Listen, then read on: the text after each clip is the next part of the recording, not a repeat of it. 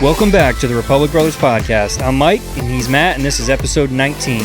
Today is December 7th, 2025. We got a good one today. The FBI finally arrests the alleged DNC and RNC pipe bomber after nearly 5 years of silence, and somehow they cracked the case without a single new tip. We're breaking down what that says about the old investigation, the new leadership, and the media's sudden interest now. Then we're heading to Minnesota for a follow-up on the Tim Walz fraud scandal. After that, New York City's incoming mayor says he's ending homeless encampment sweeps on day one, raising huge questions about safety and quality of life. And we'll wrap with Trump's warning that Democrats would kill the filibuster and rewrite the system if they ever get the votes. We've got a lot to get into. Let's get started.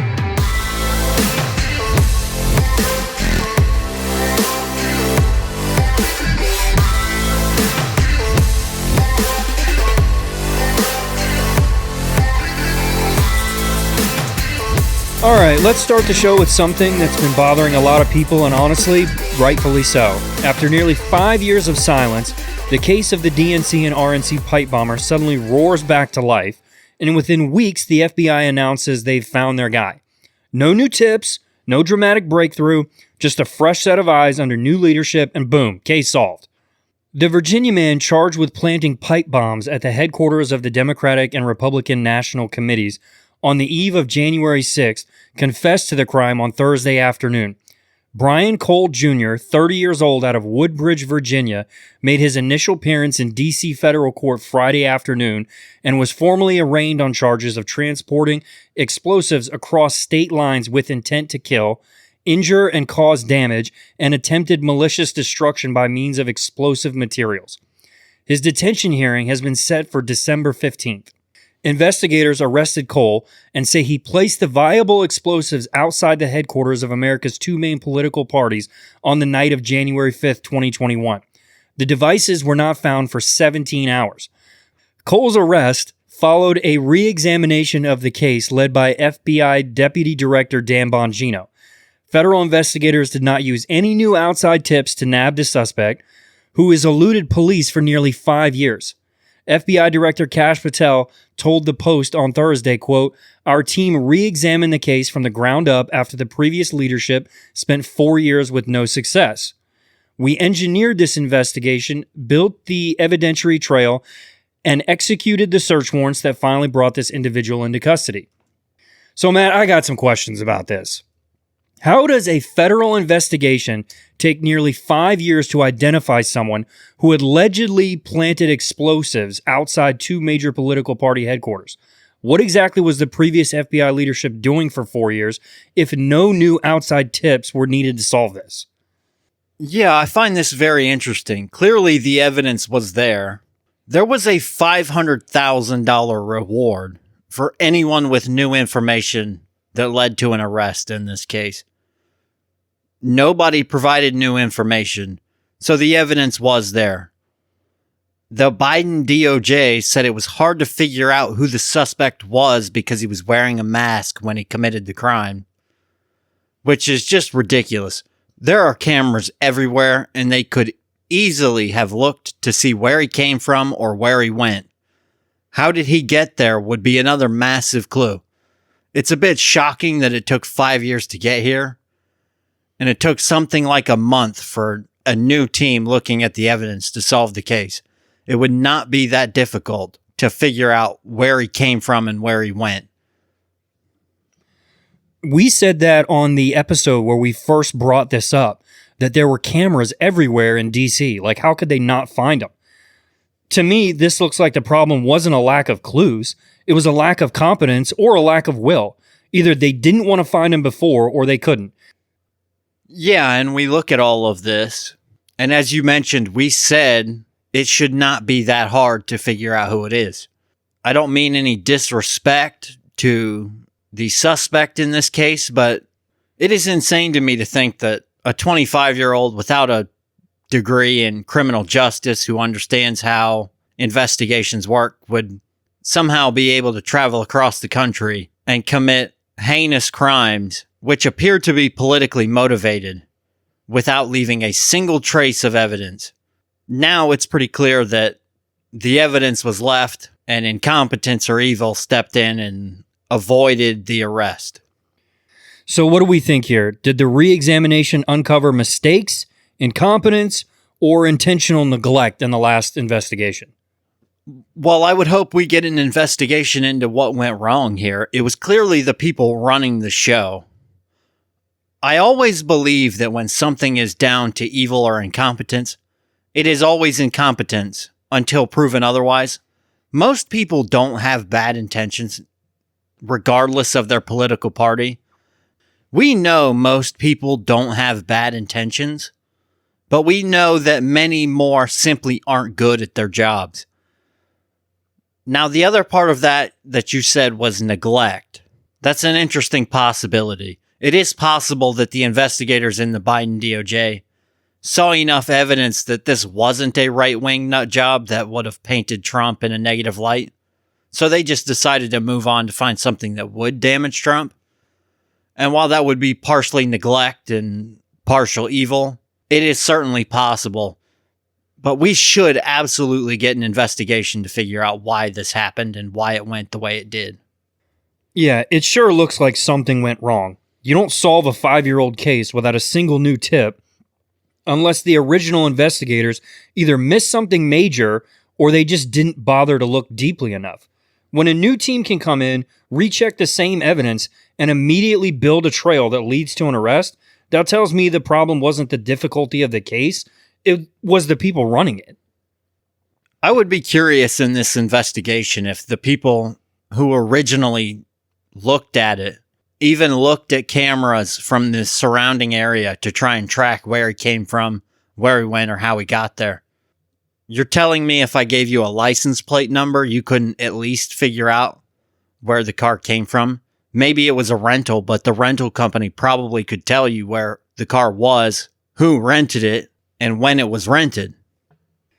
Yeah, there's a lot of missteps here.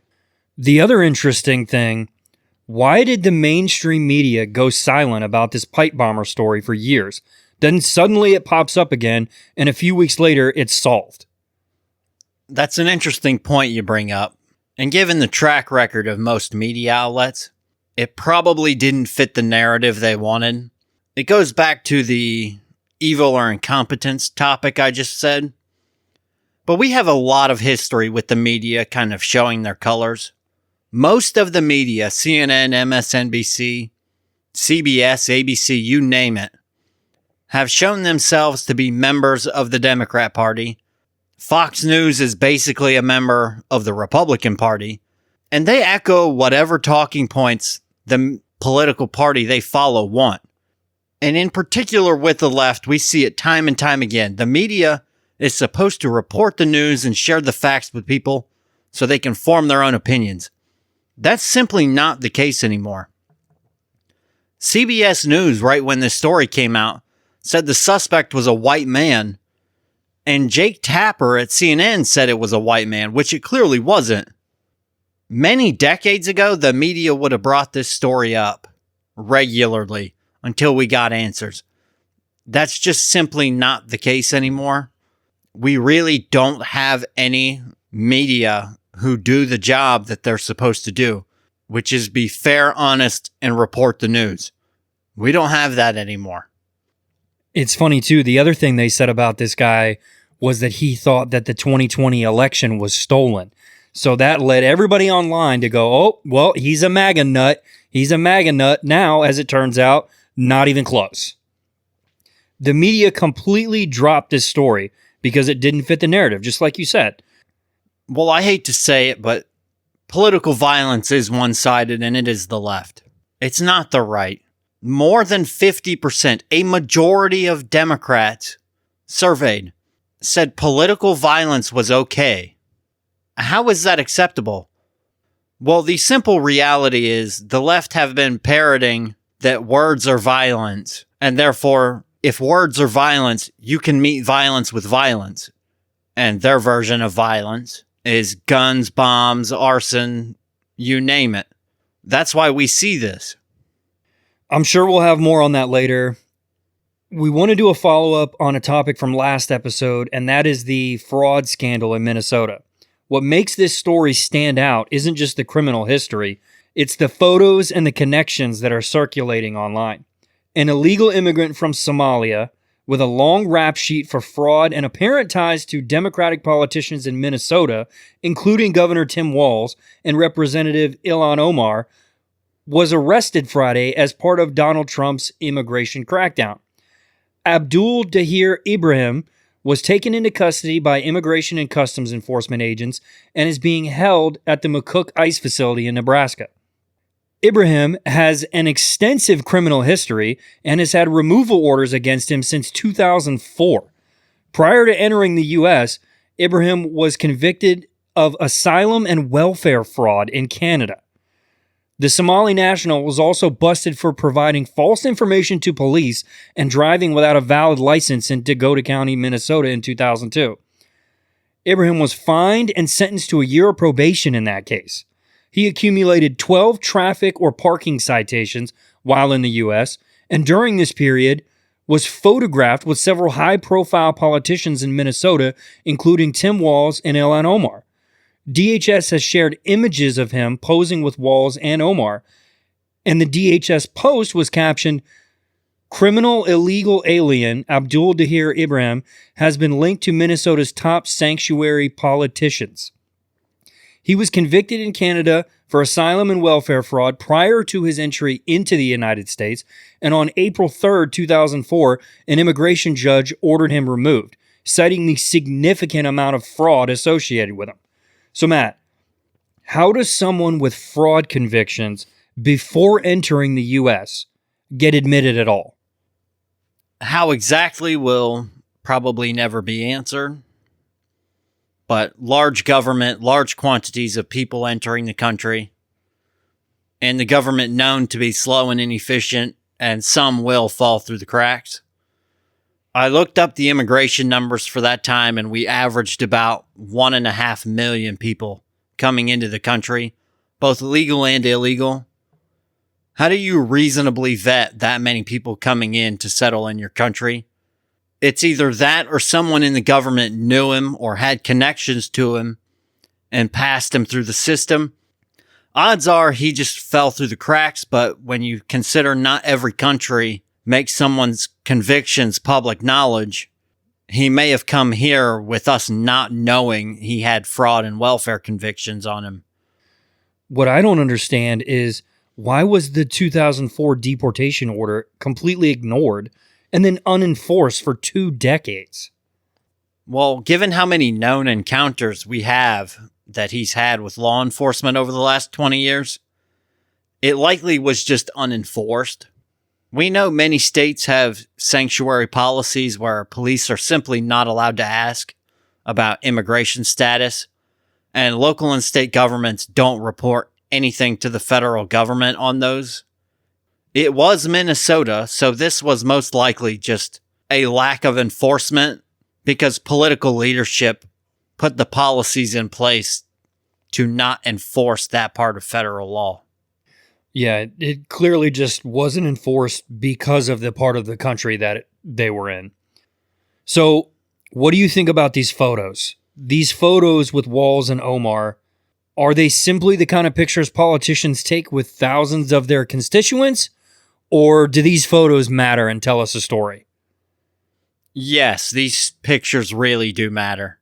Images can tell thousands of words very quickly. And you can be sure that anyone who ever runs against Tim Walz or Ilhan Omar ever again is going to plaster those pictures everywhere and blast them for the fraud and the lack of oversight that they were in charge of. If I asked you if a photo mattered, let's use the photo of Trump with his hand in the air, chanting "fight," with blood on his head. Does that matter? Images can tell thousands of words in a moment. I know some people crap on photographers, but I have a ton of respect for them because they're usually very good at capturing moments that tell a story. And for any politician out there or anyone who wants to become one, when you are in the public life, everything you do matters. And given it's 2025, it's almost always on camera. Now, if that wasn't enough government failure for 1 week, let's head over to New York City, where the new mayor is about to roll out a policy that could reshape the entire city. And not in a good way. This one's going to hit people where they live, literally. Newly elected Mayor Zohran Mamdani just told the public that he plans to end the sweeping of homeless tent encampments as soon as he takes office. That's a complete 180 from the policy of the outgoing mayor. Mamdani argues that sweeps have failed because removing tents and clearing camps without offering housing doesn't solve homelessness. Instead, his administration plans to shift focus toward housing solutions rather than displacement. A 2023 audit reportedly found that more than 2,300 individuals cleared in sweeps, only a small fraction accepted temporary shelter, suggesting the sweep policy didn't really reduce homelessness. Mamdani frames homelessness not as inevitable or tied to lifestyle, but as a political choice. He's signaling a shift from enforcement to systemic fixes. Housing, social services, stability, etc. Critics warn that without the sweeps, unhoused encampments could increase, possibly worsening quality of life issues for other residents. There are concerns about public sanitation, safety, and whether there's enough infrastructure to follow through on the promised housing first approach. Do you think this is going to turn New York City into New Tent City? Well, it'll, of course, depend on how long we continue with that policy and if we even enforce it in the first place. Most likely, if he did it, yes. We saw what some cities in California, like San Francisco and Los Angeles, became.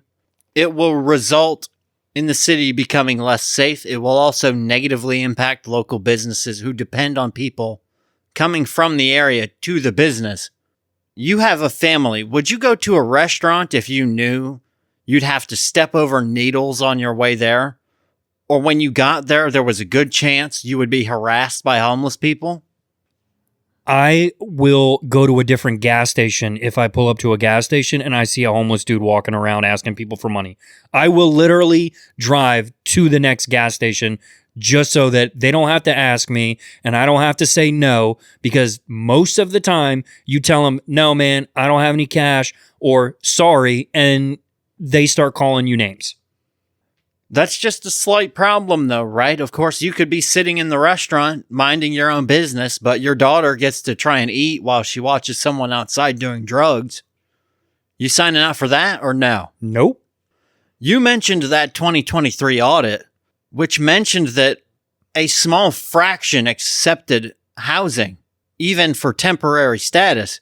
That is the reality with a lot of people.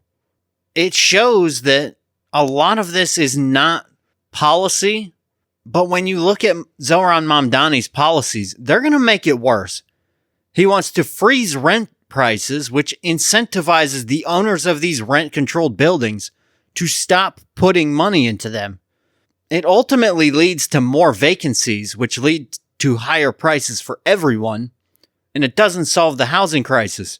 Add on the fact that with as difficult as it is to get permits and build in New York City, it's not like there's any new construction housing coming anytime soon. So I was in LA, not this last January, but the January before that, for a work trip. And I was astonished at the number of tents and tarp-like things under the bridges and on the side of the road. It was crazy to me the way these homeless people do up the side of the streets. And I couldn't believe that it was just everywhere, all over the place, which makes me think, how does everyone else that lives there feel about it? I was only there for a week. So, Matt, what do you think the residents of New York City are going to feel about this? It's really tough for me to say with New York City. If it were our own community, people would be really angry with it. But we also wouldn't vote for a socialist. We saw when Rudy Giuliani was mayor, things like sweeps and stop and frisk became policy. And while the left did scream about racism and safety, ultimately the safety in the city did improve. I would guess a majority wouldn't be thrilled with this policy choice by Zohran Mamdani, but I don't think we'll hear much complaining, especially from those that voted for him. Yeah, I can't imagine that anyone who voted for him is going to complain about it. And anyone in the city, even if they didn't vote for him specifically, if they are a left-leaning person, you can't complain about it because then you're basically saying that the other side was right. Yeah, and the way the left works is the farther left you are, the more valuable your voice is. I heard a comedian say a couple weeks ago that when you're Republican and you go to a Republican's house and say, "Hey, I'm on the right," they say, "Oh, welcome, come on in." But when you're on the left and you go to a leftist house and say, "I'm on the left," they say, "Oh, we'll see." Mamdani is making this out and saying that homelessness is fundamentally a housing problem. In my opinion, I think it's more of a mental health and addiction problem. Yeah, I think it's mostly a mental health and addiction problem, but not all people who are homeless are suffering from some form of addiction or mental illness. It's very difficult to measure, but there have been many studies looking into substance abuse and homelessness. And roughly 50% of people who are homeless have some sort of issue with substance abuse. That number could be higher or lower depending on how you define substance abuse. But shame is still a thing, although it is far less common today. How many people lied about their drug use because it was something they were embarrassed to admit to? That is not to say it's all on the individuals, but I would put a majority on the individuals. Policy decisions are a factor. Anything that drastically increases the cost of living or the cost of housing will mean an uptick in homelessness. A small part of that is a relatively small safety net in our country. When you compare us to the rest of the world, it is possible to fall further in the U.S., meaning fall into homelessness, but the upside is the ability to go from the poorest of the poor to the richest in the world in very short order of time. So you have the ability to go from top to bottom and bottom to top relatively quickly. It goes both ways. Yeah, as someone who used to work at a jail years and years ago, I could say that most of the people that came in that were homeless had some kind of substance abuse issue. They were either panhandling money for drugs or they were panhandling money for alcohol. And a lot of them, if you walked up to them and were like, "Hey man, let's go inside and I'll buy you a hot meal," they don't want it. They want your $5 so they can go into the gas station and buy a tall boy. Yeah, and it's not a massive surprise. I never worked at a jail like you, thankfully, but in the few encounters I've had with homeless people, they don't want food. They want money because money gives them options and they can buy anything they want with it. And usually those things aren't the good things that you actually need to have a quality life. They are things that give you your highs. And that's why I don't ever give money to homeless people. Anyone standing on the corner of the street with a sign isn't getting $1 from me. I do donate a little bit of money to charity every once in a while, but it's to real organizations that actually help people and are accountable with their money. I want to know where the money goes, how much of the money goes to the staff running that organization. Yeah, in the rare cases where I run across somebody and they're asking for money, whether it's, at a gas station or whatever, I'll tell them, "I'm not going to give you money, but I'll buy you anything you want inside the gas station.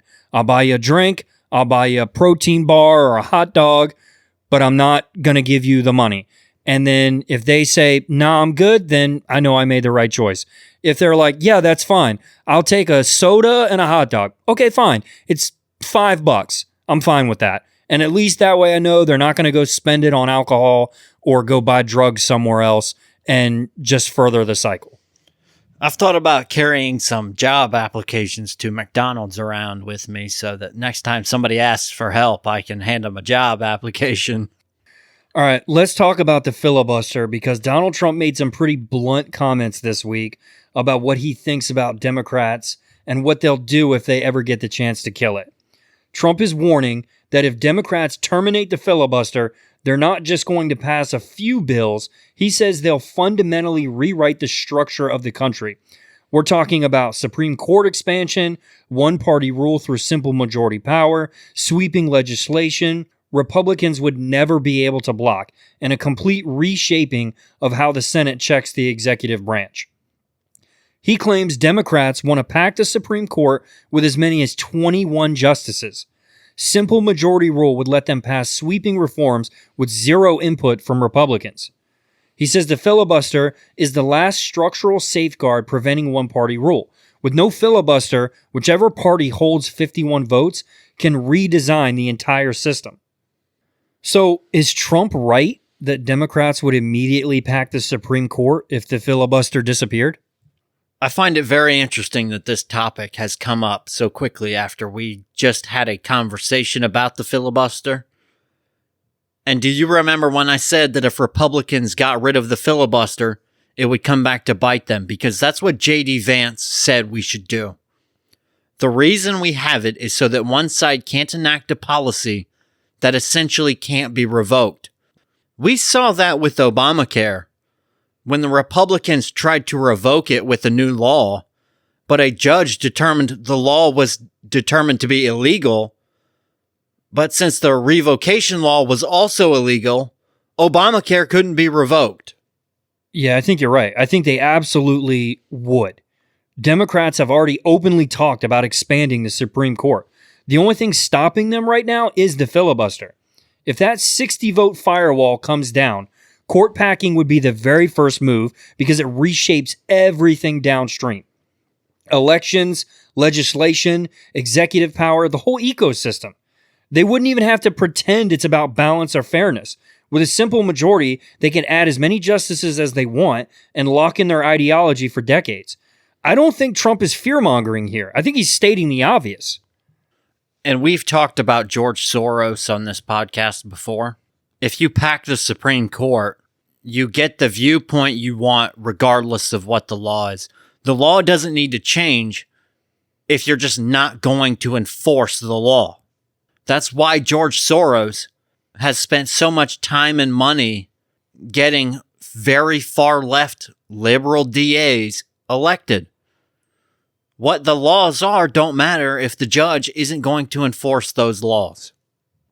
Do we think keeping the filibuster is going to help protect institutional stability? Or is this just going to paralyze the government? Removing the 60-vote rule, is it going to make the country more democratic or more vulnerable to extreme swings in power? Look, we need checks and balances, and I don't just mean one part of the government checking the other. You can look at what happens with countries in Europe. They don't have a filibuster. But because there are so many political parties who can't agree, it is nearly impossible for some of them to get anything done. Look at what's going on in France. They essentially can't agree on anything because three parties each control around 30% of the government, and none of those three parties can work together. The point of the filibuster is to ensure reasonable policy is passed that a near supermajority agree with. We are a two-party system, so each side's going to be around 50%, and unless the country vote for a large percentage Democrat or Republican either way, the parties have to work together with the filibuster. What we would see if this happened is you could have drastic swings in policy. When a good policy is enacted, you will see great results, but when a bad policy is enacted, you will see very terrible results. It's very difficult for people who make decisions to admit when their choices were wrong. And because of that, these policies would likely stay in place for a long time, far longer than they should have, and long after we knew what the outcome would be, but those policies would stay in place because people simply wouldn't be able to admit that they were wrong. It would ultimately be really bad for the country. Yeah, this would give us political whiplash. The filibuster is one of the last checks that we have against that. Without it, every election becomes a complete overhaul and everything turns into chaos. The filibuster is a blessing and a curse. Just like you said, on one hand, yeah, it slows everything down. It forces compromise in a political climate where nobody wants to compromise. But that's the whole point. It prevents one party from rewriting the country every 2 years based on who wins the election. If you remove the 60-vote rule, you're going to get instant chaos. So while the filibuster frustrates people, it also keeps the country from getting jerked around all the time. And that's with the 60-vote requirement in the Senate for new laws. Imagine if you didn't need that, and the left or the right could just do whatever they wanted and swing as far to the right or left as they wanted.